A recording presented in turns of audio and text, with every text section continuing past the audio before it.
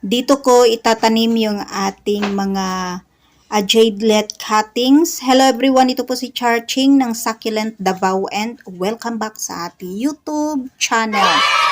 And for today's video, so ito na guys yung ating mga jadelet cuttings na kinuha po natin dun sa ating mother plant. So, heto guys yung aking maliit na garden. Ayan, dito ko tinatanim yung ating mga cuttings, yung maliliit nating na cuttings. So, dito ko sila tinatanim. So, ayan, medyo okay na. Medyo stable na po yung ating mga maliliit na cuttings. Yung ating, yung ating nakat na mga jadelet. So, dyan ko sila itanim. So, ganito yung ginagawa ko pag wala po akong paglagyan ng ating mga cuttings. So, ganyan po yung itsura nila guys. So, okay naman po. Wala naman pong problema pag ganyan yung ginagawa natin sa ating mga cuttings.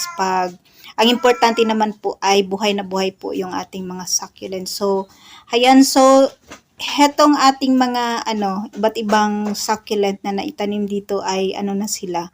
Mga ilang weeks na ba? Nakalimutan ko. And then, lagyan po natin sila sa man para maganda po yung kinalabasan ng ating mga succulent. So, ayan guys, ganyan po yung ginagawa ko. Tusok-tusok lang po dyan sa, sa potting mix na ginawa po natin. And then, halo-halo na po sila dyan guys. Meron tayong Mendozae, Adelphii, yung iba ay mga leaf propagation, din yung iba ay mga cuttings. So, hintayin pa rin po nating totally mag-dry yung ating soil, saka po natin diligan itong ating mga succulent. So, mamaya po ay after nating maitanim itong ating mga cuttings na jadelet ay didiligan na po natin yung ating halaman. So, okay lang po yan guys. Hindi naman po sensitive yung ating jadelet. So, ganyan po yung ginagawa ko sa ating mga maliliit na jadelet. Tinutusok-tusok ko lang po sila kung saan-saan. Nabubuhay naman po guys. So, ayan, at pa rin to, continuation pa rin po ito sa ating pagpaparami ng ating mga succulent. Kasi guys, napakahirap pong lagi tayong bili ng bili ng succulent. So, ang ginagawa ko po ay lagi po akong nag-propagate pag meron pong cuttings, and then meron pong mga dahon-dahon na matatanggal natin sa ating mga cuttings ay hayan, nilalagay ko lang dyan sa mga gilid-gilid, and then nabubuhay naman po sila guys. So, hayan, at didiligan na po natin yung ating itinanim. So, heto na sila lahat.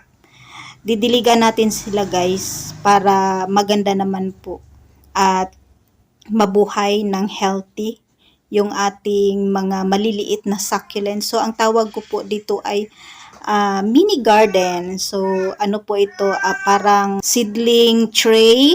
At po ito guys? Mga to siya? 50 pieces or 50 pieces, then nakat po natin, so 25 na lang po. So, yung isa po na 25 pieces ay na ko po, nilagyan or tinaniman ko po ng ating mga leaf propagation ng ating Purple Delight. So, ito na guys yung kabuuan ng ating mga cuttings, maliliit na cuttings na naitanim dito sa ating seedling tray.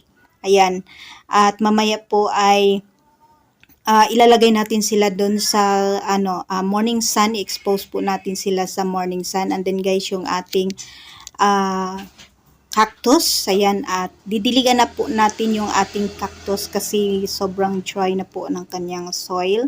So, ganyan po yung ginagawa ko guys. Ginagawa ko po sila itinatanim ko po sila sa isang pot. So, tawag po siguro dyan ay community pot. So, ayan guys, yung ating cactus, maliliit na Gymnocalcium, then yung ating maliliit na cuttings ng succulents. So, ayan, at mamaya po ay ilagay natin sila doon sa sa area kung saan po sila makaka-receive po sila ng morning sun. At ayan, tatanggalan lang po natin ng excess water yung ating mga halaman. And ayan po ang update sa ating mga magagandang halaman dito sa ating munting garden. And that's for today guys. Maraming salamat po sa inyong panunood dito sa ating YouTube channel.